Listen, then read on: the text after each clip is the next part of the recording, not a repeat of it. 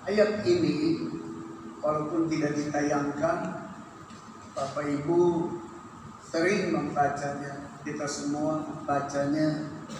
Kalau kita mendengar berbagai penyampaian firman Tuhan yang menyangkut paut, Tuhan berkata bahwa kita adalah domba-dombanya, dianalogikan sebagai domba. Kita tidak dianalogikan sebagai kambing.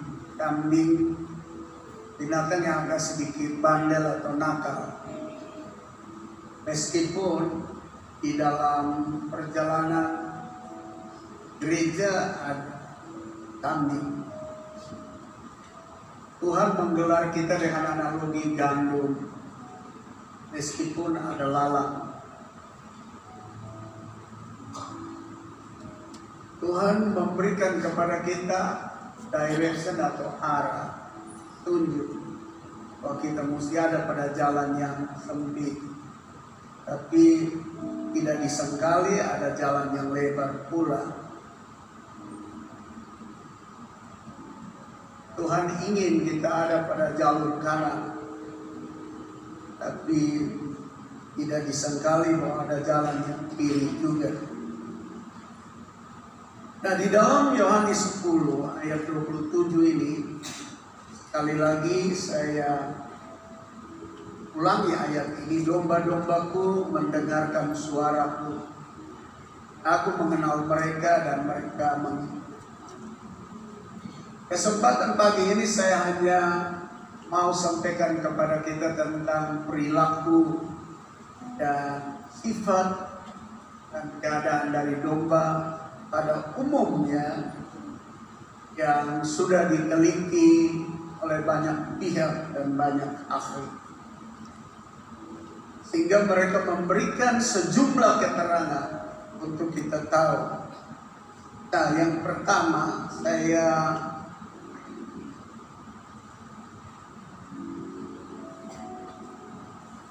coba mengantar kita ke dalam sifat dan perilaku domba. Domba selalu mengikuti jejak domba yang di depannya, seakan akan mereka buta.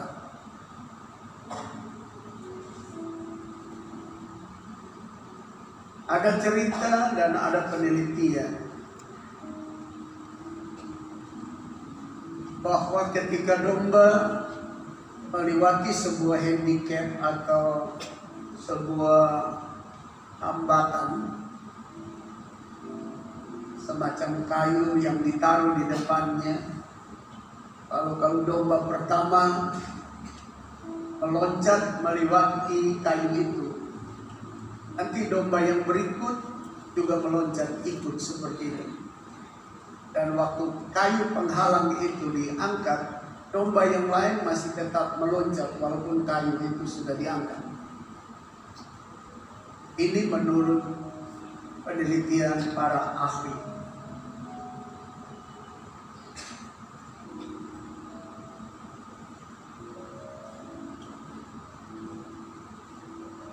Memperhatikan perilaku domba ini, sadar atau tidak, Tuhan sedang berbicara tentang kita. Kita bagaikan domba yang bisa mengikuti siapapun yang di depan tanpa berpikir.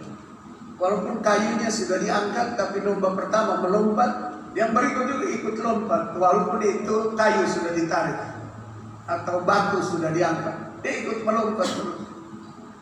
Itu perilaku sifat daripada domba. Jadi kalau kita dikatakan domba oleh Tuhan Yesus, dianalogikan sebagai domba, Tuhan tahu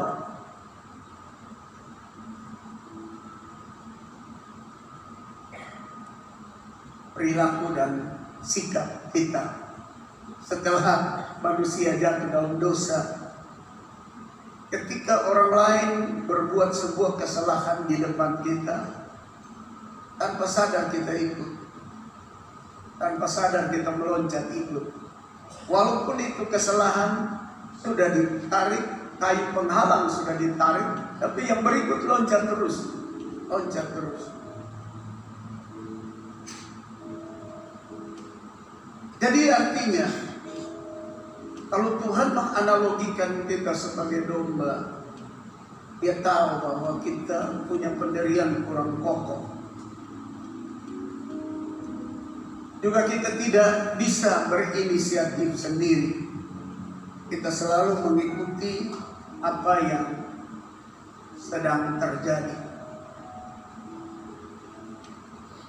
Maka itu dalam Yesaya 53 ayat yang ke-6, dia bilang kita sekalian sesat seperti domba. Masing-masing kita mengambil jalannya sendiri. Tetapi Tuhan telah menimpakan kepadanya kejahatan kita sekalian. Melihat analogi kita sebagai domba lalu dilihat dari sifat, behavior of human being, perilaku dan sikap pertama ini, kita tidak bisa menyangkal. Kadang-kadang kita terbabit dengan keadaan di sekeliling kita tanpa kita pikir. Kita jatuh ke dalam sebuah pelanggaran atau dosa tanpa kita pikir bahwa itu salah. Karena orang lain yang mendahului kita telah melakukan itu, kita pun melakukannya. Dan kita merasa bahwa tidak ada masalah. Yang kedua,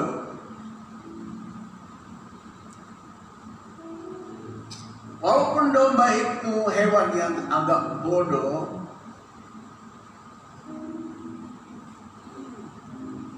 tapi ia mempunyai kemampuan bisa mengenali suara gembalanya. Jadi ada satu keistimewaan, Tuhan angkat analogi kita sebagai domba. Ternyata ditaruh sebuah kemampuan, walaupun bodoh-bodoh, tapi punya kemampuan dengar.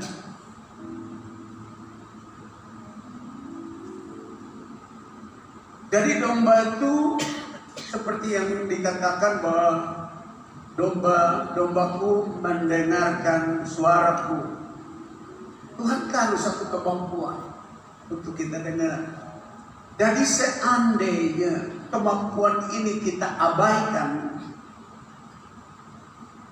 our ability to hear the word of God be left behind. Kemampuan yang Tuhan berikan untuk bisa mendengar suaranya, kita tinggalkan, kita buang ke belakang. Itu yang menjadi masalah buat domba yang tadi poin pertama, gampang ikut domba di depan, meloncat karena ada hambatan. Setelah hambatan itu diangkat, domba lain yang dari belakang juga ikut melompat terus sampai habis. Kalau 100 ekor domba, semua akan loncat seperti itu. Jadi kita dianalogikan sebagai domba, karena Tuhan tahu, karena Tuhan yang menciptakan domba itu, dan Dia tahu basic behavior. Domba itu punya perilaku, punya sifat. Jadi Bapak Ibu Saudara-saudara, walaupun ada sejumlah kekurangan daripada domba itu, tapi ada satu, diberikan ability to hear the voice of this shepherd. Diberikan kemampuan untuk mendengar suara gembala. Jadi kalau bilang kita tidak dengar suara gembala agung, Yesus Kristus Tuhan, melalui pengkhotbah, penginjil, aktivis gereja yang memberitakan Injil, di situ letak permasalahan. Domba akan sesat terus.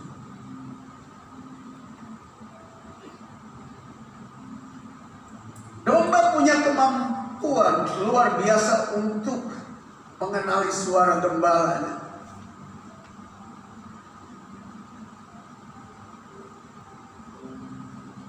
Hebatnya mereka juga bisa mengenal suara bukan gembalanya.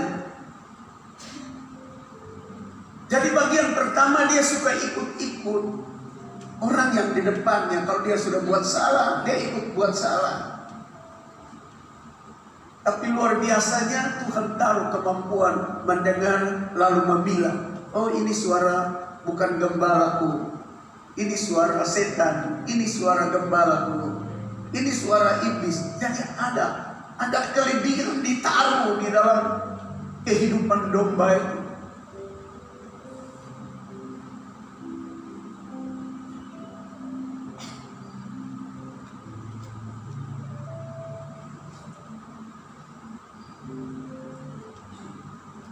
Domba mudah cemas, mudah tertekan, juga mudah sedih. Kalau teman-temannya mengalami bencana atau celaka atau mati, kita bersyukur sekalipun manusia jatuh di dalam dosa, tapi standar emosional terhadap sesama itu masih tetap tinggi. Rasa punya hubungan dengan orang di sekelilingnya. Domba-domba itu dalam penelitian mereka merasa stres, sedih. Kalau ada yang mati, ada yang hilang. Nah, kalau sampai ini tidak ada di dalam kita, ada yang mati, ada yang hilang, ada yang tidak datang gereja, tidak datang persekutuan, tidak datang beribadah, lalu tidak ada rasa tanggung jawab atau rasa tertekan, maka sebenarnya analogi domba dilekatkan pada diri kita ini tidak berlangsung.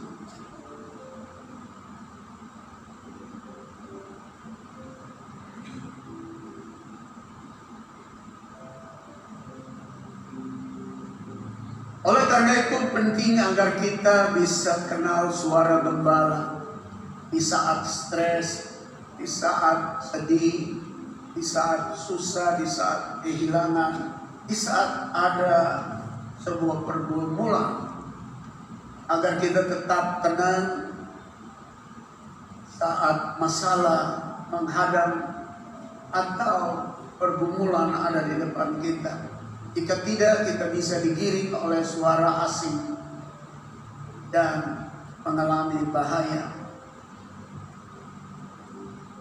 Jadi kalau kita tidak fokus kepada suara gembala, maka situasi yang menekan kita akan menggiring kita kepada bukan suara gembala yang sesungguhnya. Bisa suara hati kita sendiri yang mungkin terpengaruh atau terbabit dengan dunia ini, atau suara di sekeliling kita yang membuat kita mencari jalan keluar yang salah, mendapatkan jawaban yang salah. Sama seperti domba, kita juga bisa merasakan cemas, stres, dan sedih. Oleh karena itu penting agar kita bisa kenal suara gembala kita, agar tetap bisa tenang. Itu perlu saya catat. Tadi baru kita baca pasal 10 dari Ani. Domba-dombaku mendengarkan suaraku, karena sheep have ability to hear the voice of the shepherd. Because God put ability in the sheep heart. Kenapa dia memiliki kemampuan mendengar suara gembala? Karena Tuhan taruh kemampuan itu di dalam hati. Jadi kalau orang bilang, dia kesedek mampu dengar firman Tuhan, saya pikir setan, suara gembala lain sudah mulai bicara. Saya tidak bisa paham firman Tuhan. Saya tidak bisa paham suara Tuhan. Kita sudah dianalogikan sebagai domba yang memiliki ability, power, authority to hear the word of God, untuk mendengar suara Tuhan. Juga bisa mendengar suara iblis, sehingga kita bisa memilahnya. Ini bukan gembala yang benar, ini gembala dari pihak seteru atau musuh. Ini sifat yang kedua, dia memiliki kemampuan. Dan kita tidak bisa menyangkal diri. Orang suka bilang bahwa ada telinga di sini, tapi ada telinga di hati juga. Kalau ini telinga dengar dan tidak bisa menerima, tapi ini telinga di hati tidak bisa kita dustai dan tipu dia. Seperti minggu lalu saya bilang, 1000 orang bilang ini merah, adalah hitam. Mungkin dari sisi politik suara terbanyak kita bilang iya. Telinga ini bisa bilang iya, tapi telinga hati ini tetap bicara mengatakan this is red, ini merah.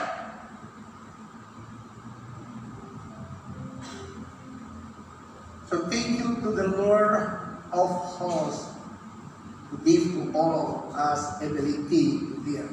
Kita harus berterima kasih kepada Tuhan seluas sekalian alam yang memberikan kemampuan untuk telinga hati ini bisa mendengar yang benar itu apa. Walaupun telinga ini bisa didustai.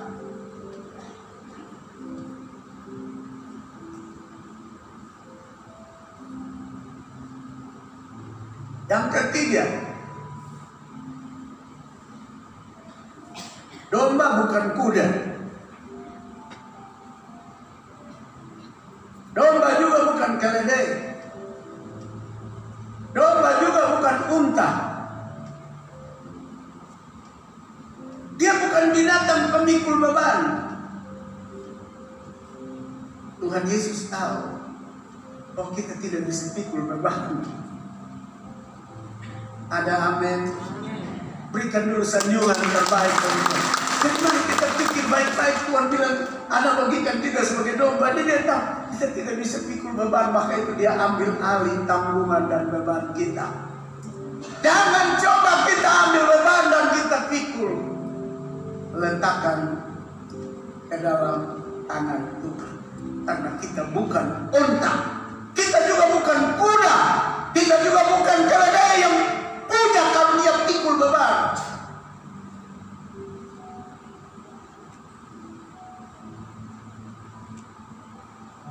Apa makna Tuhan menganalogikan kita domba dalam poin ketiga ini? Kalau ada beban yang menindih, selalu kita bernyanyi, mari datanglah kepadaku. Serahkanlah ini beban, letakkan di sana. Kita sudah tahu kita domba tidak bisa pikul beban, tapi banyak orang suka pikul. Tuhan Yesus sudah panggil, kamu yang berbeban berat dan bertanggungan berat, yang susah, mari. Kamu tidak bisa pikul, sebab kamu dikaruniakan bukan untuk pikul. Kamu domba bukan kuda, kamu domba bukan keledai, kamu domba bukan unta. Binatang-binatang itu punya kemampuan pikul beban, tapi domba tidak. Jadi kalau ada beban, ingat, realize, sadar, oh kita tidak bisa pikul beban. Serahkan pada Tuhan. Kita suka nyanyi, serahkanlah hidupmu dan seterusnya.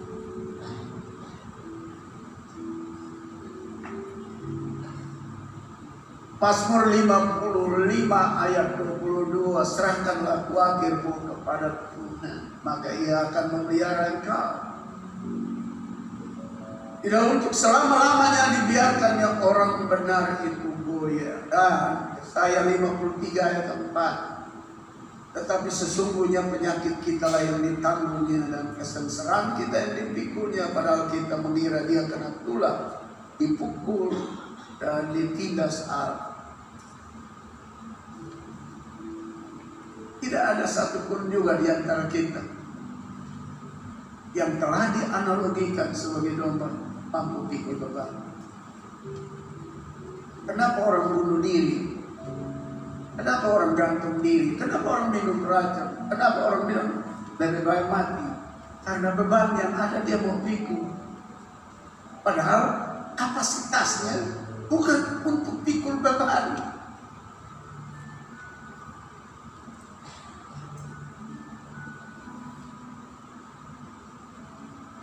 Kita tidak memiliki kapasitas itu. Kita tidak memiliki kemampuan itu. Sehingga kalau ada pergumulan, letakkan di bawah kami. Kalau ada tekanan, pressure, stres, himpitan, kesukaran, kita tidak punya kemampuan. Kalau kita punya kemampuan pikul beban dan dosa dan kesalahan, Yesus tidak perlu pikul di Golgota. Yesus tidak perlu tanggung di Golgota. Kalau lihat dari bagian poin ketiga, perilaku sifat daripada domba ini, sebenarnya kita dituntut berserah penuh kepada Tuhan. Ada amin. Berikan dulu saja terbaik. Kalau bisa coba-coba kita sok jamu pikul beban, kita tidak mampu. Saya ingat cerita sekolah minggu. Oh, sulama saya dengar cerita sekolah minggu. Untuk bikin anak-anak tertawa, kalau anak-anak rasa terfokus kepada guru bercerita. Dia bilang, ada satu bapak pulang dari Kobo, dari kebun. Dia bawa ubi satu karung, dia angkat sucape, dia sampai di pinggir jalan, dia tunggu oto, dia tunggu mobil untuk bisa naik. Waktu ada satu pickup lewat, satu truk lewat, dia tahan. Sopirnya baik hati, kalau sopirnya muat sama dia. Setelah muat sama dia, naik di belakang di truk, mobil jalan, dia bateria. Dia bilang berhenti, stop. Lalu sopirnya lihat, loh, kenapa kita sudah muat sama dia tidak taruh karung di atas oto, dia naik oto sambil pikul di karung ubi. Dia tambah sengsara. Dia tidak mampu lakukan itu. Sebenarnya dia tidak mampu, letakkan di atas yang mampu. Lalu anak-anak sekolah minggu waktu itu tertawa lucu. Lalu guru sekolah minggu tanya, menurut pendapat kamu, Pak Tani ini pintar atau bodoh? Bodoh! Lalu Pak Guru tanya lagi, kenapa bodoh? Masa Sundai oto trek masih pikul di ubi lagi? Taruh kan di atas oto.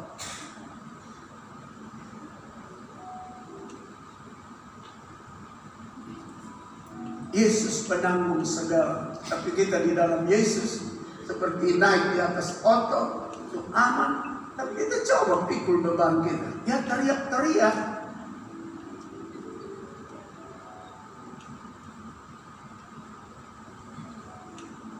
God already give to us ability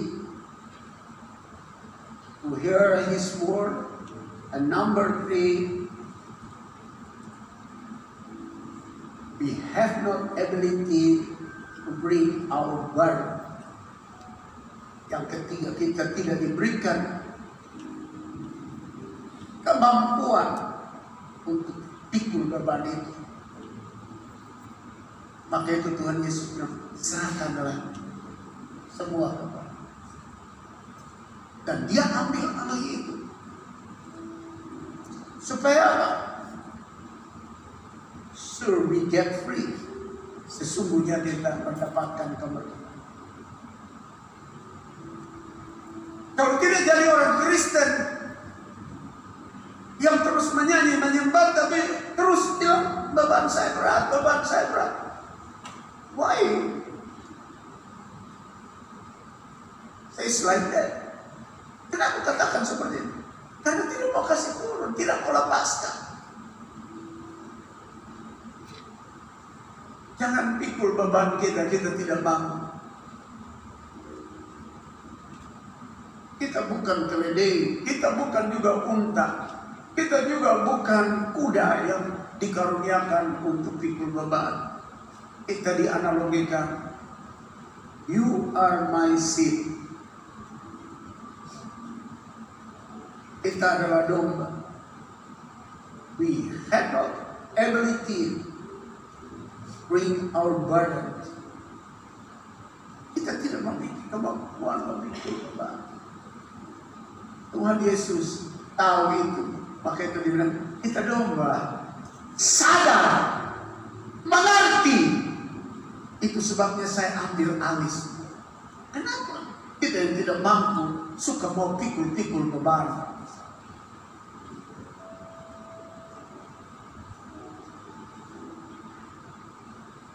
Yang keempat, ini perilaku, behavior of sheep. Ketika domba haus, dia bertemu air yang kotor di depannya. Pertama dia ketemu air kotor, walaupun di sebelah sana air berisi ada di situ 10 meter di depannya. Dia tidak akan lanjutkan perjalanan. Dia harus minum itu sudah behavior of sheep, perilaku daripada domba. Dia tidak pernah berpikir ada sesuatu yang lebih baik di sana. Dia langsung hantam, dia langsung minum walaupun air itu kotor. Itu sudah sifat daripada domba. Langsung ia meminumnya, padahal ada air yang jernih di depannya. Sangat menjadikan karena mereka puas dengan air kotor yang ketemu pertama, walaupun kotor karena haus. Mereka tidak pikir barangkali ada yang lebih baik di depan 5-6 langkah. Mereka tidak pikir itu. Domba tidak mampu memahami apa yang terbaik untuk dirinya kalau tidak ada gembala yang mengerahkan mereka ke air yang bersih. Itu sebabnya Mazmur 23 bilang Tuhan adalah gembala. Banyak kali aku ketemu air kotor, tapi dia membimbing aku ke air yang bersih. Oleh sebab itu, hear voice of the shepherd. Karena itu dengar suara gembala. Karena kita tidak punya kemampuan untuk bisa meninggalkan air kotor, perilaku kotor, semua. Kita ketemu langsung bisa terjerembab, bisa terbalik, bisa terbawa, bisa langsung mengecapnya. Tetapi kalau kita memiliki ability, kemampuan to hear the word of God, the ark shepherd, gembala agung,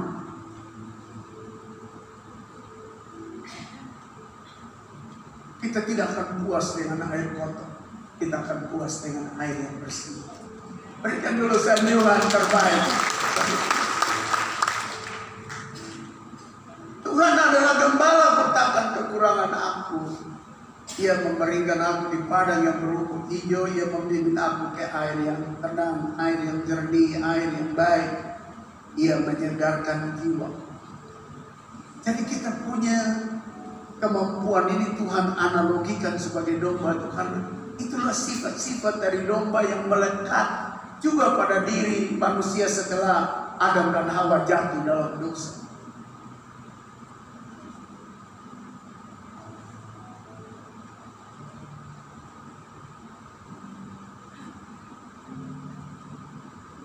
Yang terakhir,